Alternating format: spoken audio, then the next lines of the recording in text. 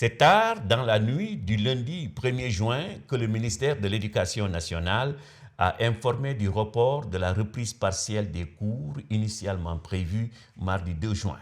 Ce report, explique le ministère, est lié à des cas de personnel enseignant testés positifs à la COVID-19 dans la région de Ziguinchor.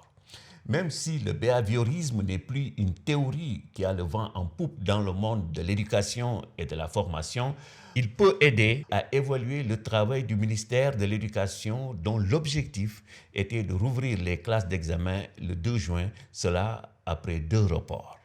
Rappelons que pour les behavioristes, l'apprentissage ne consiste pas à assimiler de nouvelles idées, mais de modifier son comportement sous l'influence de l'environnement, devenir capable de faire autre chose, d'agir autrement dans une situation donnée.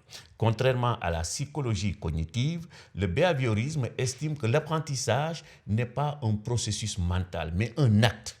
Le rôle de l'enseignant n'est pas de savoir ce qui se passe dans la boîte noire de l'élève, c'est-à-dire dans sa tête, mais plutôt d'évaluer la cohérence du comportement de l'apprenant avec l'objectif fixé.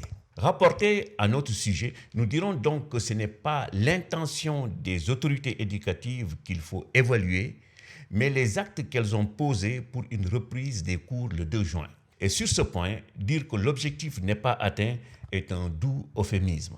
Transport chaotique des enseignants, tâtonnement, impossibilité d'appliquer le protocole sanitaire dans plusieurs écoles, bref, les indicateurs de l'échec sont nombreux. C'est la logique dans la pédagogie comportementaliste. Il faut faire une remédiation quand les objectifs ne sont pas atteints.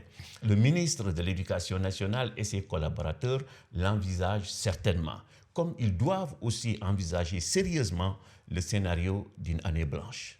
Sans vouloir jouer les oiseaux de mauvais augure, nous pouvons affirmer qu'avec l'hivernage qui pointe le bout de son nez, les conditions d'une reprise des cours avant la rentrée d'octobre ne seront manifestement pas réunies. Étudier dans un abri provisoire en pleine saison des pluies, ce serait une prouesse. L'autre obstacle rédhibitoire à la reprise des cours est psychologique. En effet, c'est un truisme.